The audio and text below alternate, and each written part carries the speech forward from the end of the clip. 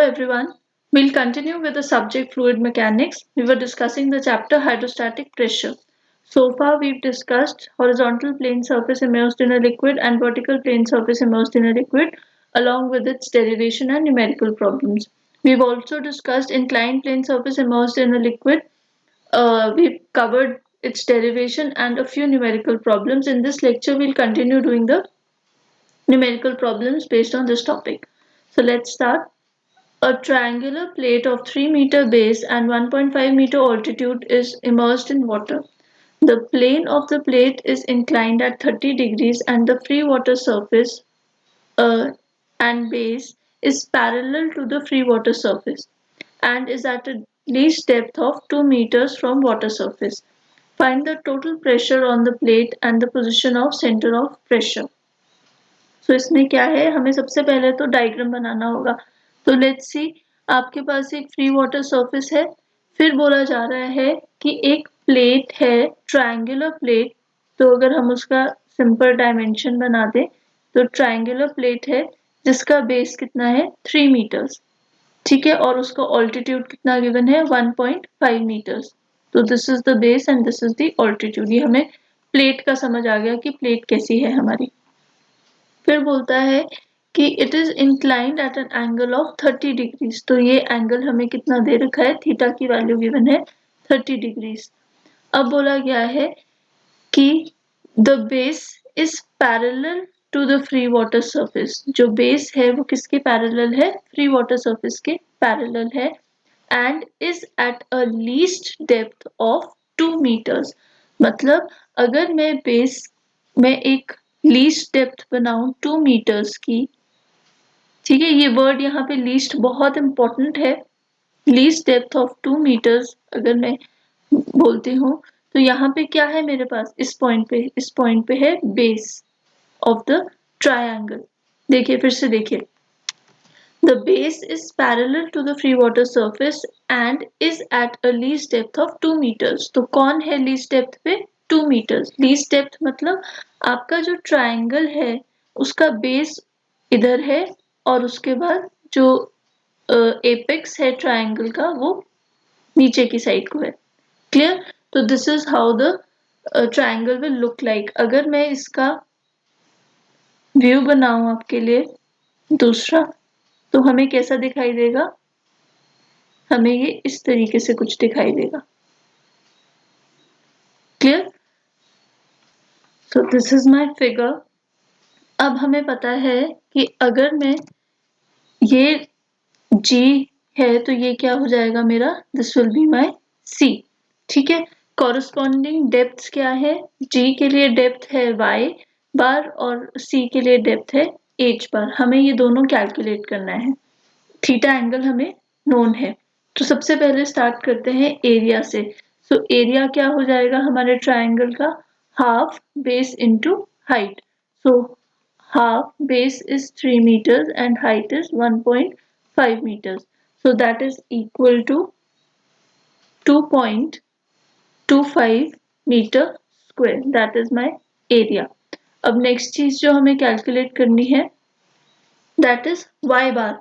तो y बार कैसे calculate होगा, y बार अगर मैं यहाँ पे एक ट्रायंगल आपको बनाऊं, यहाँ से मैं एक डॉटेड लाइन ड्रॉ करूं इस तरीके से, तो हमारे पास ये एक ट्रायंगल बन रहा है. यहाँ पे y बार कौन सा डिस्टेंस है, y bar is the distance between the water surface and G. तो हमारे पास क्या है, अगर मैं इस डिस्टेंस को यहाँ पे डिवाइड करूँ तो इतने पॉइंट तक का डिस्टेंस तो मैं बता सकती हूँ कि कितना होगा. इतने पॉइंट का डिस्टेंस कितना होगा, 2 meters. अब मुझे कौन सा डिस्टेंस पता करना है, ये वाला डिस्टेंस. तो इसको मैंने नाम दे दिया x. अगर मैं यहाँ पे एक बड़ा फिगर बनाऊं, एक बड़ा ट्रायंगल बनाऊं, तो आई कैन से कि ये पॉइंट जो है ये x है और मुझे ये वाला डिस्टेंस कैलकुलेट करना है. This angle is 30 degrees. ये वाला डिस्टेंस कैसे कैलकुलेट होगा, ये वाला डिस्टेंस इजी है कैलकुलेट करना क्योंकि ये पॉइंट क्या है आपका, G पॉइंट है. G पॉइंट कैलकुलेट करने के लिए अगर मैं यहाँ से लेके यहाँ तक जी का डिस्टेंस कैलकुलेट कर सकती हूँ, अगर मैं ये डिस्टेंस कैलकुलेट कर सकती हूँ तो this will be my this distance हो जाएगा। तो इसके लिए हम क्या कर सकते हैं, h/3, h/3 जो है that will give me this distance z, that will give me this distance z, ठीक है। तो z will be equal to h/3, h/3 is 1.5 divided by 3, ये सेंट्रॉइड की हाइट होती है फ्रॉम द बेस, सेंट्रॉइड की हाइट फ्रॉम द बेस, तो 1/3 divided by 3 that will give me 0.2.5, so this distance is 0.5, ठीक है। अब मुझे x कैलकुलेट करना है, तो y बार के लिए पहले लिख लेते हैं, y bar will be equal to 2 plus x, x कितना हो जाएगा, x will be equal to z sine 30 degrees, z कितना है 0.5, साइन 30 कितना है आप कैलकुलेट कर सकते हैं, so the entire value will be equal to 0.25, ठीक है। तो y बार की वैल्यू कितनी आ गई, y bar is equal to 2 plus x which is 2 plus 0.25 which will give me 2.25, ठीक है। तो y बार की वैल्यू भी आ गई मेरे पास 2.25 meters is equal to y bar. Am I clear, ये फिर से देख लेते हैं हमने कैसे किया। हमने ये वाला टोटल डिस्टेंस, ये रेड लाइन की लेंथ कैलकुलेट करनी है, अगर मैं इस डॉटेड लाइन तक आऊं तो ये लेंथ कितनी हो जाएगी 2 मीटर्स। अब बचा मुझे क्या कैलकुलेट करना, x, तो ये x मैं कैसे कैलकुलेट कर सकती हूँ, अगर मैं ये z बता दूं तो मैं इस x को साइन थीटा से कैलकुलेट कर सकती हूँ। सो मेरे पास क्या आ जाएगा, z की वैल्यू, z से आ जाएगा y बार की वैल्यू विच इज 2.25 मीटर्स। अब हमें कैलकुलेट करना है total pressure, total pressure will be equal to a into rho g a into y bar. Since यहाँ पे वाटर गिवन है तो वाटर के लिए रो जी हो जाएगा 9810, a की वैल्यू हमने कैलकुलेट किया 2.25 और y बार की वैल्यू भी कितनी है 2.25, so this calculates to be equal to 49663.125 newton, ठीक है। तो हम इसको लिख सकते हैं 49.663 kilo newton, this can be written as this. तो हमने P तो कैलकुलेट कर लिया, अब बचा H बार की वैल्यू कैलकुलेट करना। तो let's see, H bar will be equal to IG sine theta का square upon AY bar plus Y bar. So let's see, A की वैल्यू कितनी है 2.25 मीटर स्क्वायर, Y बार की वैल्यू कितनी है 2.25 मीटर्स, ठीक है।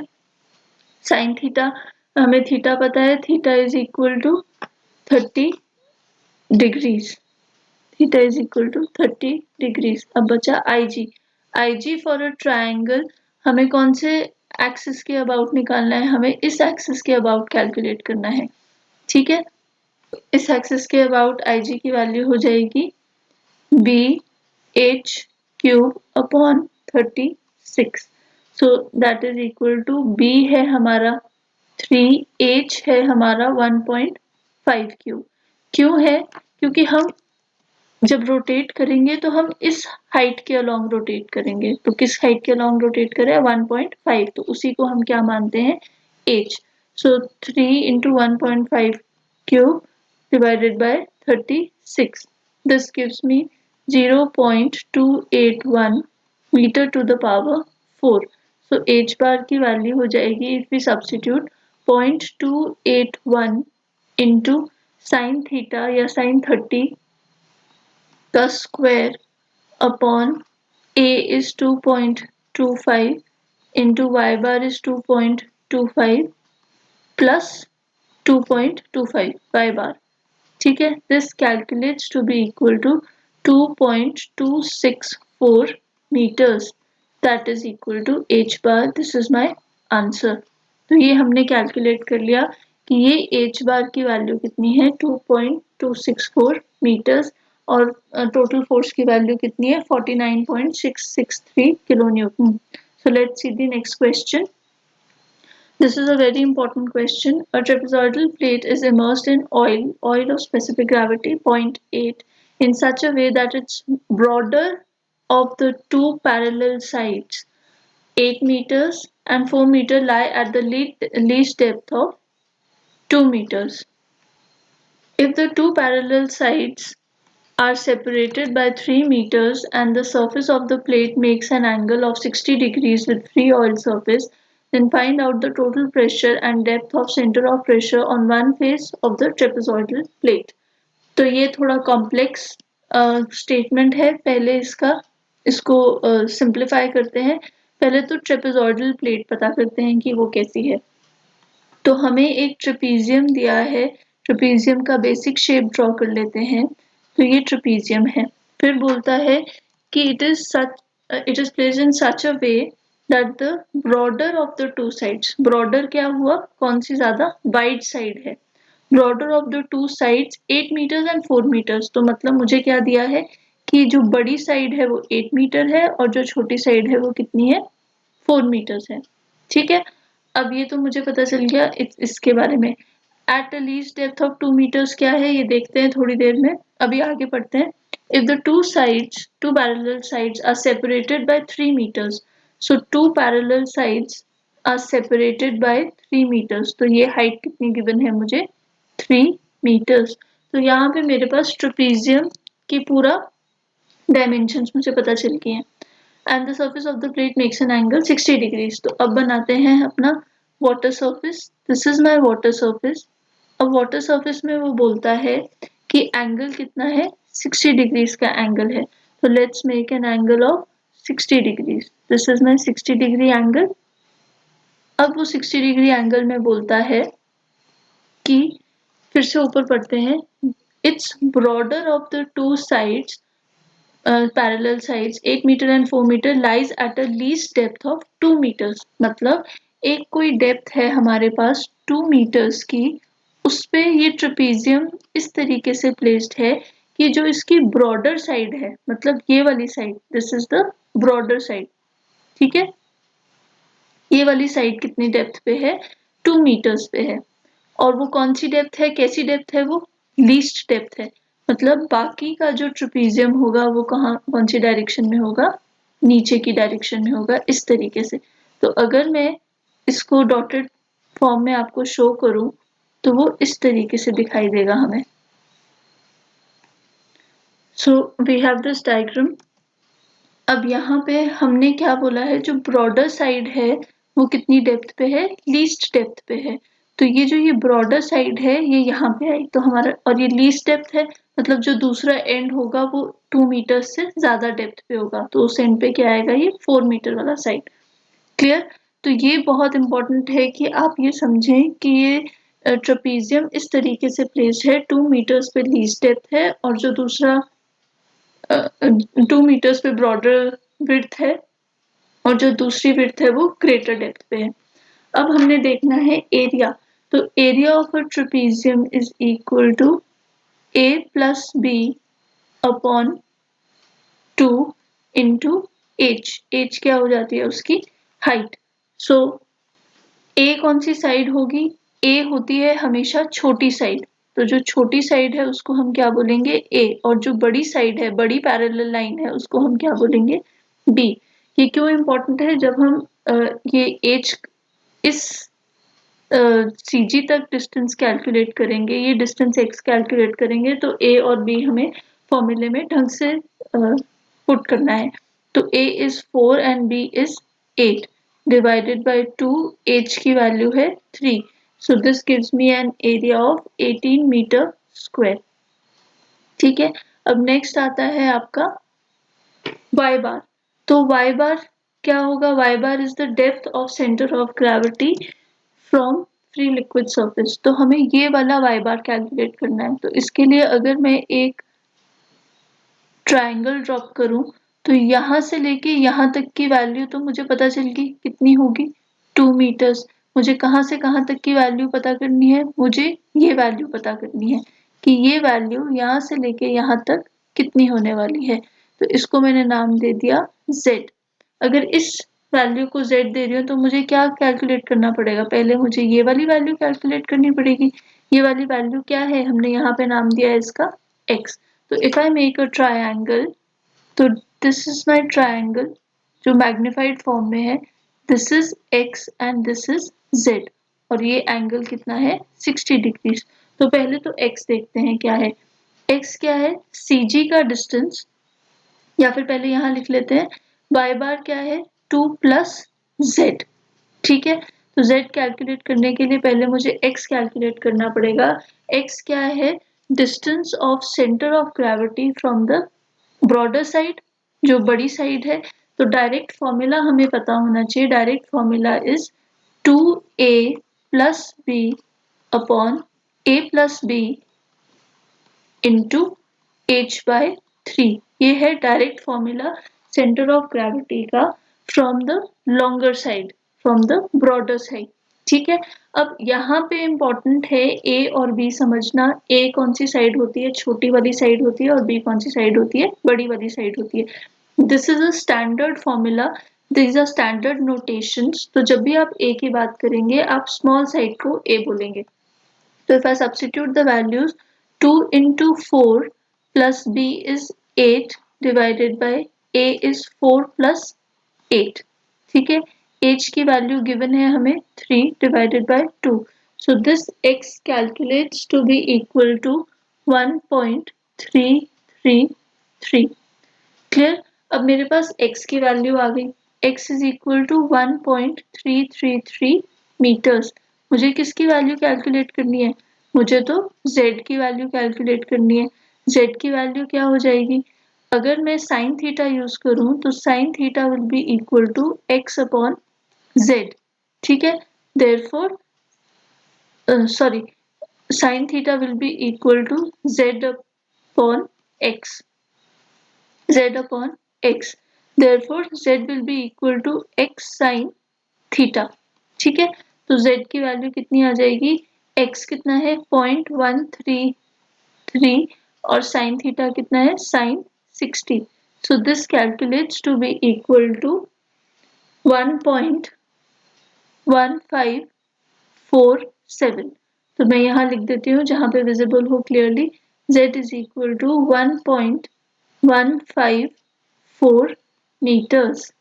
क्लियर, तो अब हम वापस आ जाते हैं अपनी y बार की वैल्यू पे। y बार की वैल्यू क्या है 2 plus z, so y bar is equal to 2 plus z which can be written as 2 plus 1.154। ठीक है, यहाँ पे 7 भी है, 1.154। so it can be written as 3.155, इसको राउंड ऑफ कर दिया मैंने मीटर्स, तो y बार की वैल्यू क्या आ गई 3.155 मीटर्स। क्लियर, अब मुझे क्या कैलकुलेट करना है, प्रेशर कैलकुलेट करना है। तो total pressure will be equal to rho g a into y bar. अब यहाँ पे ध्यान दें कि रो जो है वो किसका है, ऑयल का है। दिस इज एन ऑयल जिसकी स्पेसिफिक ग्रेविटी कितनी है 0.8। सो I can right 9.81 into 0.8 into 10 to the power 3 into area is 18 into y bar is 3.155 meters. So P calculates to be equal to 445,688 Newton. Clear?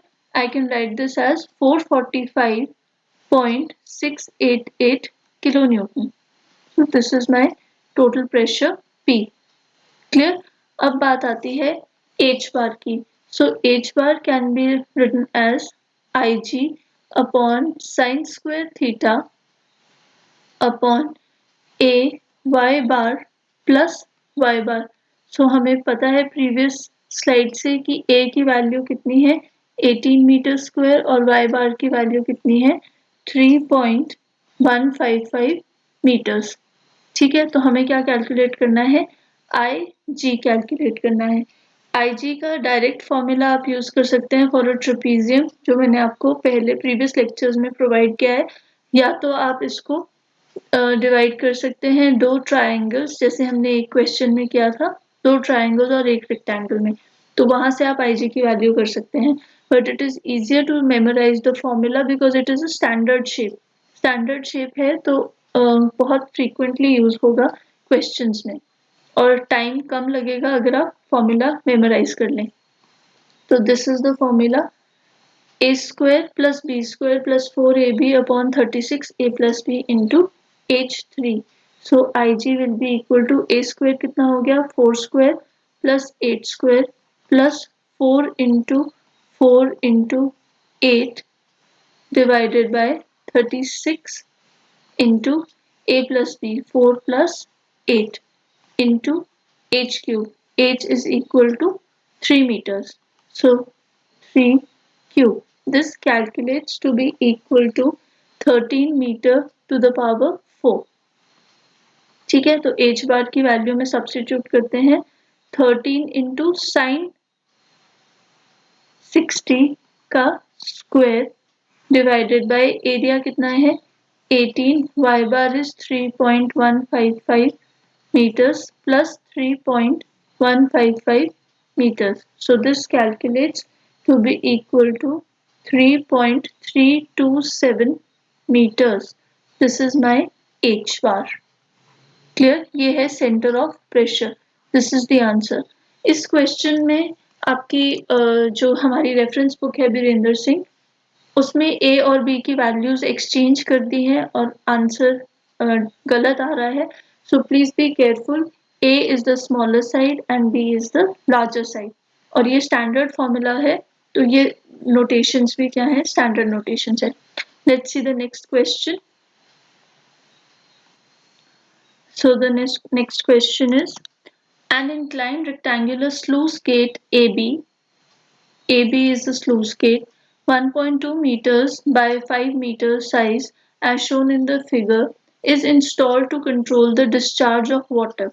The end A is acting as a hinge. So यहाँ पे हमारे पास क्या है, एक hinge है, ठीक है। The end A is hinged. Determine the force normal to the gate applied at B to open it. तो हमें कौन सी फोर्स कैलकुलेट करनी है, हमें इस फोर्स को कैलकुलेट करना है ताकि हम क्या कर सके, ये फोर्स F कर सके, कैलकुलेट कर सके, ताकि ये गेट क्या रहे, क्लोज्ड रहे। क्लियर। अब आपको डायरेक्शन ऑफ द फोर्स और point of the force given है क्वेश्चन में, और this is my centre of pressure, ये इन्होंने अज्यूम करके दिया है मुझे सेंटर ऑफ प्रेशर वैल्यू कितनी है h बार, और यहाँ पे है मेरा g is centre of gravity value is y बार। मुझे ये d की वैल्यू नहीं पता। दूसरा, मुझे गेट के डायमेंशंस दे रखे हैं 1.2 बाय 5 मीटर्स, तो 1.2 तो उन्होंने शो कर दिया है कि यहाँ पे ऐसा होगा, तो इट इज अंडरस्टूड कि जो मेरा गेट होगा उसकी दूसरी डायमेंशन कैसे होने। सो दिस इज माय फिगर। अब इसमें मुझे ये d कैलकुलेट करना है, मुझे ये एंगल दे रखा है 45 और मुझे ये हाइट दे रखी है e b कितना दे रखा है यहाँ पे, क्योंकि हमें मार्किंग्स दे रखी हैं, तो I can write AB is equal to 1.2 meters. ठीक है, AB क्या है, AB is the length of the gate, AB 1.2 meters. अब EB कितना दिया है 5 meters, so I can write EB is equal to 5 meters. मुझे क्या कैलकुलेट करना है, सबसे पहले तो DA कैलकुलेट करना है। DA क्यों कैलकुलेट करना है, ताकि मैं आगे की कैलकुलेशंस कर सकूं। तो DA कैसे कैलकुलेट कर सकते हैं आप, अगर मैं यहाँ से ये डॉटेड लाइन ड्रॉ करूं तो मुझे पता है कि ये वाली डेप्थ कितनी होने वाली है। This depth can be written as from here to here, this can be written as y। ठीक है, तो ट्रायंगल अगर मैं यहाँ पे ड्रॉ करूं तो this is my triangle, this is my triangle, this is y, this is a point, this is b point, and this is 1.5, sorry 1.2। ठीक है, this angle is 45 degrees, so I can calculate sin theta is equal to y upon 1.2, which implies y will be equal to y will be equal to 1.2 sine theta या sine 45 which is equal to 0.848 meters. अब मेरे पास y की value आ गई, मुझे तो किसकी value calculate करनी है, d की वैल्यू कैलकुलेट करनी है, या फिर सिंपली क्या बोल सकती हूँ, dA की वैल्यू कैलकुलेट करनी है। तो that is equal to d। So I can write EB minus RB, EB minus RB क्या है, RB is equal to y। So EB is 5 और RB is equal to minus 0.848. So EB will be equal to 4.15 अगर हम इसको round up कर दें तो DA is equal to 4.15 meters। ठीक है, तो पहले तो हमने ये डायमेंशन कैलकुलेट कर ली, this is equal to 4.15 meters। अब नेक्स्ट देखते हैं, नेक्स्ट हमें क्या कैलकुलेट करना है, एरिया। तो area of a rectangle, it is very simple, area A will be equal to 5 meters by 1.2 meters which is equal to 6 meter square। ठीक है, नेक्स्ट हमें कैलकुलेट करना है y बार। y बार क्या होगा, y bar is distance from here to here, इसलिए ही मुझे क्या कैलकुलेट करना जरूरी था, मुझे ये डी कैलकुलेट करना जरूरी था। तो यहाँ से लेके यहाँ तक तो क्लियर है कि डिस्टेंस कितना हो जाएगा, 1.15। अब मुझे कौन सा डिस्टेंस कैलकुलेट करना है, मुझे डिस्टेंस कैलकुलेट करना है यहाँ से लेके यहाँ तक, दिस डिस्टेंस, इसको मैंने नाम दे दिया x। इस x को कैलकुलेट करने के लिए मुझे पहले क्या कैलकुलेट करना पड़ेगा, CG का डिस्टेंस। तो CG का डिस्टेंस क्या होने वाला है, ये CG का डिस्टेंस वेरी क्लियर, इसको अगर मैं z बोल दूं तो z will be equal to 1.2/2, क्योंकि रेक्टेंगल का CG कहाँ पे आता है, रेक्टेंगल का CG सेंटर पे आता है। ठीक है, तो अगर मैं एक ट्रायंगल बनाऊं, this height is x and this dimension is z, angle is 45 degrees, z is equal to 0.6 क्योंकि center of the rectangle पे है। तो x will be equal to 0.6 sine 45 degrees which is equal to 0.4243 meters। अब देखो हमने ये x calculate कर लिया, ऊपर की डायमेंशन कितनी थी, 4.15, तो y bar can be written as 4.15 meters plus x which is equal to 4.15 plus 0.4243 meters। So y bar will be equal to 4.57 meters अगर मैं राउंड अप कर देती हूँ या राउंड ऑफ कर देती हूँ, तो 4.57 meters y bar की वैल्यू आ गई। अब let's see, I have y bar is equal to 4.57 meters and area is equal to 6 meters square। So now I have to calculate pressure. Pressure is equal to rho g A into y bar. So rho g is 9810 क्योंकि पानी है, A is 6 and this is 4.57. So this will be equal to 268,990 Newton, which can be written as 268.99 kilo Newton। ठीक है, तो हमने total pressure calculate कर लिया। अब बचता है H bar.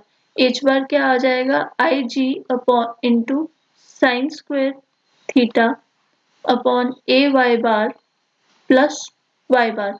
So I G of a rectangle is equal to b h cube by 12। तो b कितना है 5, h कितना है 1.2 क्यूब का क्यूब हो जाएगा divided by 12। So Ig will be equal to 0.72 meters to the power 4। So I can substitute 0.72 into sine of 45 degrees का whole square divided by A is 6, Y bar is 4.57 plus 4.57. So this will give me H bar equal to 4.58 meters. So this is my h bar. अब ये तो हो गया जो हम अभी तक स्टैंडर्ड क्वेश्चन में करते आ रहे थे. फिर इस क्वेश्चन में बोला है कि determine the normal force F. तो हमने क्या डिटरमिन करना है, हमने फोर्स F डिटरमिन करनी है. इस फोर्स F को डिटरमिन करने के लिए हमें पहले देखना पड़ेगा हमारा हिंज कहाँ है. तो हिंज लोकेटेड है इस पॉइंट पे. अब हम क्या कर सकते हैं, हम बोल रहे हैं अगर कि this is my force F, इस तरीके से this is my force F and this is my force. So हमें बोला गया है कि हम क्या करें, हम इस फोर्स F को कैलकुलेट करें अबाउट द हिंज. तो हिंज हमारे पास गिवन है. अब हम हिंज से क्या कोशिश करेंगे कि जो मोमेंट्स हैं इन फोर्सेस P और F की वजह से वो मोमेंट्स का सम कैसा होगा. ठीक है, तो अगर आपको हिंज पे फोर्स लेके आनी है तो हम क्या करेंगे, टेकिंग मोमेंट्स अबाउट हिंज कहाँ पे है, ए पे, अबाउट हिंज. क्लियर. तो हम क्या कर सकते हैं कि मोमेंट्स अगर हम लें तो अगर आप देखेंगे F की वजह से जो मोमेंट आ रहा है, जो गिवन डायरेक्शन ऑफ F है उसकी वजह से मोमेंट कैसा आ रहा है आपके पास, क्लॉकवाइज. तो हम बोल सकते हैं this is the moment due to F जो है क्लॉकवाइज. और अगर मैं P की वजह से मोमेंट देखूं तो वो भी क्या आ रहा है, क्लॉकवाइज, जो पॉसिबल नहीं है. अगर दोनों मोमेंट क्लॉकवाइज हैं तो मतलब आपका तो ये रिजल्टेंट फोर्स इधर ही हो जाएगी. दिस मीन्स कि F की डायरेक्शन जो हमें क्वेश्चन में दी है ये गलत है. तो व्हाट कैन आई डू, ये मुझे कैसे पता चलेगा डायरेक्शन गलत है, मुझे इक्वेशन बता देगी. कैसे, P into A C. P into A C क्या है, distance of P from the hinge, A C, this is the distance. P into A C plus F into A B क्या है, distance of force F from the hinge. This should be equal to 0. जो resultant moment होना चाहिए hinge पे वो क्या होना चाहिए, 0. ये क्यों होना चाहिए 0, if the resultant moment is 0 मतलब गेट क्या है, स्टेशनरी है. Resultant moment 0 means gate is stationary. ठीक है, मतलब गेट मूव नहीं कर रहा है, means gate is not moving, that is it is closed. ठीक है, इसका क्या मतलब है, that is it is closed. ठीक, तो हम क्या बोल सकते हैं, हम बोल सकते हैं कि P into AC should be equal to minus of F into AB. Minus of F into AB means कि जो F की डायरेक्शन है आपको क्वेश्चन में गिवन वो क्या होनी चाहिए थी, ऑपोजिट होनी चाहिए थी.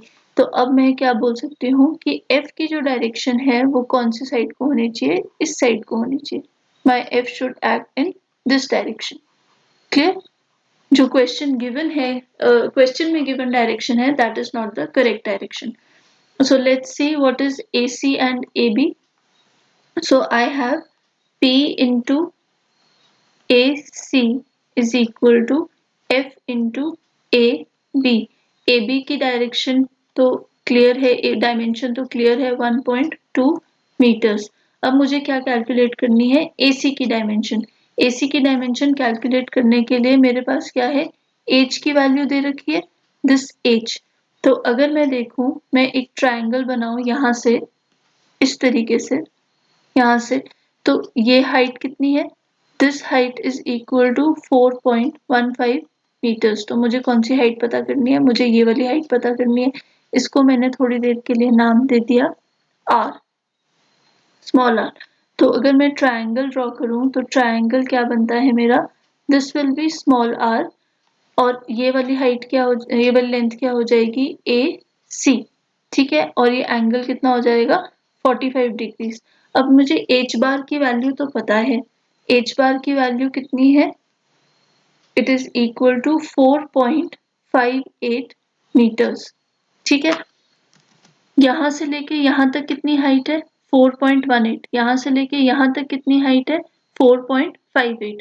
तो R की वैल्यू कितनी हो जाएगी, R will be equal to h bar minus d, which is equal to 4.58 minus 4.15, which is equal to 0.43 meters. So this is the value of R.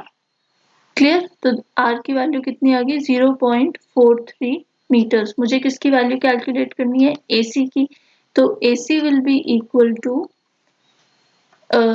अगर आप साइन थीटा से स्टार्ट करें तो sine theta will be equal to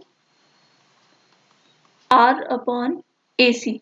Therefore, AC will be equal to R upon sin theta, which is equal to 0.43 upon sin 45, which means AC is equal to 0.61 meters approximately.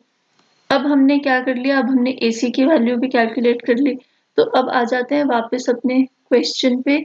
P की value already हमने calculate कर रखी है, वो है 468,990 Newton.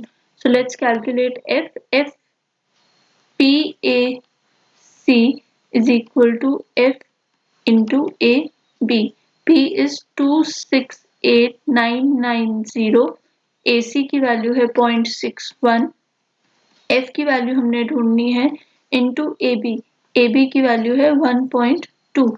So on solving I get F is equal to 136,737 Newton, or I can write it as 136.737 kilo Newton. ठीक है, बस हमने क्या ध्यान में रखना है कि डायरेक्शन क्या होने वाली है इस AC की, इस F की. ये आपको F लगाना पड़ेगा इस डायरेक्शन में, not in the direction given in the question. F लगेगा आपका उल्टे डायरेक्शन में. तभी इसकी वजह से जो मोमेंट आ रहा है वो एंटी क्लॉकवाइज आएगा, और जो P की वजह से मोमेंट आएगा वो क्या आएगा? क्लॉकवाइज आएगा. ठीक है, और ये मोमेंट्स आपस में कैंसिल हो जाएंगे अबाउट द हिंज, एंड क्योंकि जीरो मोमेंट प्रोड्यूस हो रहा है अबाउट द हिंज, तो आपका गेट मूव नहीं करेगा. So this is my answer. This brings me to the end of this case as well. हमने बहुत सारे न्यूमेरिकल प्रॉब्लम्स डिस्कस कर लिए हैं. ये आपके competitive as well as end semester exams के लिए सफिशिएंट होंगे. So thank you.